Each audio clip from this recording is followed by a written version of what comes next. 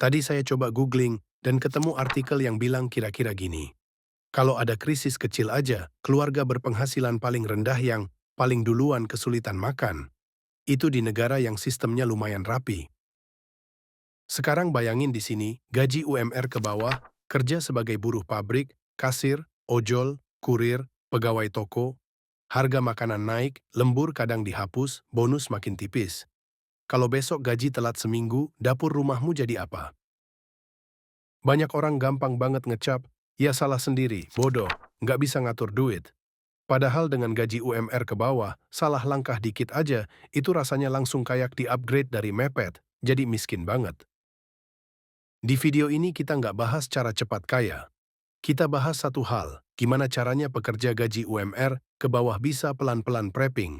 Biar kalau dunia makin nggak jelas, minimal dapur rumah nggak langsung kolaps. Kita pecah jadi tiga. Satu, kenapa pekerja gaji pas-pasan paling gampang kejedot krisis? Dua, logika dibalik kenapa dapur dulu yang harus diselamatkan. Tiga, langkah kecil yang realistis walau kamu cuma bisa nyisihin 5.000 per hari.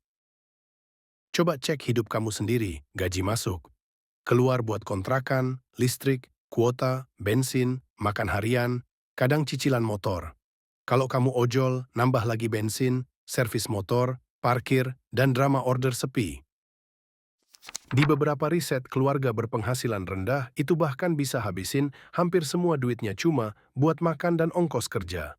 Artinya apa? Begitu harga beras atau minyak naik dikit, orang kaya cuma bilang, oh naik ya.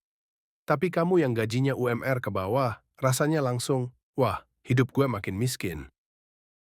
Di atas kertas, semua orang sok pinter bilang, ya nabunglah, bikin dana darurat 3 bulan gaji.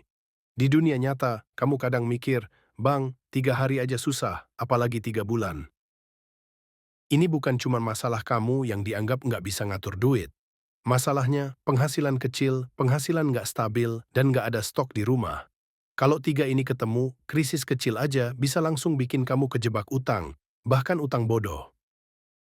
Bayangin dapur kamu kayak tangki air. Gaji itu keran masuk, pengeluaran itu keran keluar.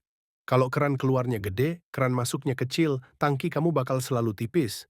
Jadi bukan soal kamu bodoh atau malas. Memang sistemnya bikin kamu hidup di garis tipis. Terus ada satu lagi yang jarang dibahas, pekerjaan kita makin gampang diganti. Kasir diganti mesin kasir otomatis. Customer service diganti chatbot. Bahkan beberapa rute sudah diintip sama wacana kendaraan otonom. Buat ojol, aturan baru dari aplikasi atau kebijakan pemerintah bisa bikin pemasukan turun tanpa kamu bisa nego. Jadi masalah utamanya bukan cuma gaji gua kecil. Masalahnya penghasilan nggak stabil, harga kebutuhan makin naik, dan di rumah nggak ada buffer sama sekali. Begitu satu hal goyang, kamu langsung ngerasa hidup ini mode hardcore miskin. Kita turunin ketiga hal, makanan, air, dan penghasilan. Pertama, makanan. Gaji telat seminggu, kamu mulai turunin kualitas makan, dari lauk lengkap, jadi telur dan sambal. Lalu turun lagi jadi mie instan tiap hari. Lama-lama badan capek, otak lambar, kerja makin susah fokus. Ini muter lagi jadi penghasilan makin nggak stabil. Kedua, air. Kita jarang mikir, tapi begitu air mati 2 hari, baru kerasa rapuhnya hidup kita. Mandi susah, masak susah, cuci piring numpuk, rumah berasa chaos. Kalau ada anak kecil di rumah, stresnya naik 2 level. Ketiga, penghasilan dan gaya hidup. Saat order ojol sepi atau lembur dikurangi, kita mulai potong semua yang kelihatan nggak penting. Masalahnya, banyak orang justru potong yang salah, ilmu, skill, dan kesehatan. Padahal tiga ini justru yang bisa nyelamatin kamu dari miskin permanen. Jadi prepping buat pekerja gaji UMR ke bawah itu apa? Bukan bangun ruang bawah tanah. Bukan beli emas segambreng. Prepping buat kita berarti ngasih jarak beberapa hari sampai beberapa minggu antara masalah datang dan keluarga kelaparan, tanpa hutang riba, tanpa nipu orang lain. Kita masuk ke langkah realistis, saya bagi 3 level. Level 0 dulu, tujuannya buka mata, bukan buka dompet. Langkah pertama, tulis arus kas sederhana 1 bulan. Tulis semua pemasukan dan semua pengeluaran, termasuk ngopi, rokok, top up game, jajan kecil yang sering kamu sepelekan. Bukan supaya kamu ngerasa bodoh, tapi supaya kelihatan jelas. Mana yang benar-benar penting, mana yang cuma bikin kamu makin miskin pelan-pelan. Kedua, bikin daftar prioritas makanan darurat versi kamu. Misalnya beras, telur, minyak, garam, kacang hijau, mie instan, dan sayur yang agak awet. Ini bukan menu mewah. Ini menu asal keluarga nggak kelaparan dulu waktu situasi lagi buruk. Ketiga, lihat dapur sekarang dan jujur sama diri sendiri. Kalau besok gaji berhenti total, stok di rumah bisa tahan berapa hari? 2 hari, 3 hari, atau 1 minggu? Angka itu jangan bikin kamu malu, itu cuma titik start buat naikin level pelan-pelan. Level 1, kita mulai putar uang dikit tapi dengan cara yang cerdas. Pertama, setiap kali belanja bulanan, tambah 1 atau 2 barang yang tahan lama.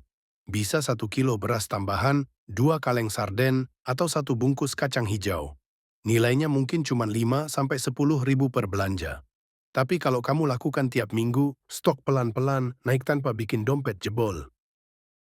Kedua, beli 1 wadah khusus air darurat. Bisa ember food grade atau galon tambahan yang dipakai cuma saat krisis. Isi dengan air bersih, kasih label tanggal. Jadi kalau air mati 2 hari, kamu masih bisa masak, minum, dan wudhu tanpa panik. Ketiga, siapkan kit darurat miskin tapi cerdas. Isinya obat dasar, plester, minyak kayu putih, obat diare, obat demam, plus center, korek, dan power bank yang selalu diisi. Nggak perlu mahal, yang penting kerja, dan kamu tahu letaknya di rumah. Keempat, mulai satu kebiasaan yang ngasah skill. Kalau kamu sering di dapur, belajar masak menu murah tapi bergizi. Kalau kamu ojol atau kerja fisik, belajar satu skill digital. Editing video sederhana, desain thumbnail, atau nulis kopi singkat untuk jualan online. Ini juga prepping, karena skill itu aset yang nggak bisa dirampas inflasi dan nggak bisa di PHK. Level 2 buat kamu yang pelan-pelan sudah punya sedikit ruang napas. Bukan wajib, tapi bagus kalau mulai kepikiran. Pertama, bangun buffer penghasilan kecil. Setiap ada uang ekstra, lembur, bonus, order ramai, sisihkan sebagian kecil.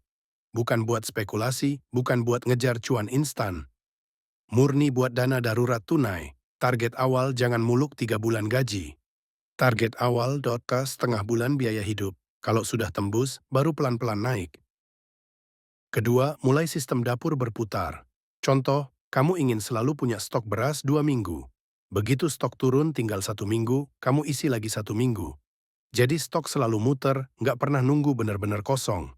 Ini bikin kamu nggak panik dan nggak gampang belanja bodoh waktu harga tiba-tiba naik. Ketiga, kalau punya sedikit ruang, balkon, atau teras, coba tanam minimal 1-2 jenis sayur. Kangkung, bayam, cabai, atau daun bawang. Bukan supaya kamu 100% swasembada, tapi supaya kamu punya backup hijau waktu harga sayur tiba-tiba gila. Keempat, bangun jejaring manusia. Kenal tetangga kanan-kiri, pengurus masjid, teman kerja yang juga lagi belajar prepping. Dalam krisis, seringkali yang nolong duluan bukan negara, bukan perusahaan, tapi orang paling dekat. Dan di semua level ini, satu hal penting, jangan sampai prepping bikin kamu jadi zalim. Beli stok wajar, jangan menimbun sampai orang lain nggak kebagian. Dan jangan jadikan prepping alasan buat ambil hutang riba atau nipu orang demi bertahan hidup. Prepping yang sehat menurut syariat itu bukan gua selamat sendirian. Minimal, kamu nggak jadi beban tambahan ketika krisis. Bahkan kalau bisa, jadi orang yang bisa bantu orang lain. Di awal tadi, kita lihat artikel yang bilang, waktu krisis kecil, keluarga berpenghasilan paling rendah yang paling duluan kesulitan makan. Sekarang bayangin hidupmu setahun dari sekarang.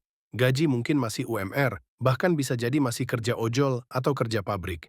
Tapi di rumah, kamu sudah punya stok makan 2 minggu, air cadangan, sedikit dana darurat, dan 1-2 skill baru.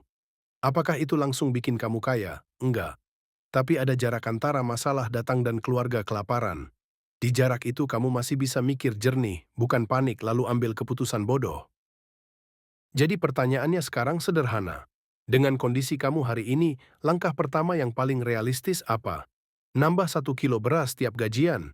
Mindahin 1 ember air buat stok darurat? Atau akhirnya jujur nulis arus kas 1 bulan penuh? Tulis di komentar langkah kecil apa yang mau kamu mulai minggu ini. Biar pekerja lain yang gajinya UMR ke bawah tahu kalau mereka nggak berjuang sendirian. Kalau video ini bikin kamu mikir ulang soal dapur dan masa depan, tolong di-like, di-save, dan kirim ke satu orang yang kamu tahu lagi diam-diam takut soal gaji, PHK, dan harga barang. Kita mungkin nggak bisa ngatur ekonomi dunia, tapi kita masih bisa pelan-pelan bikin rumah sendiri, lebih siap, tanpa hutang bodoh, tanpa ninggalin syariat. Kita ketemu lagi di video berikutnya.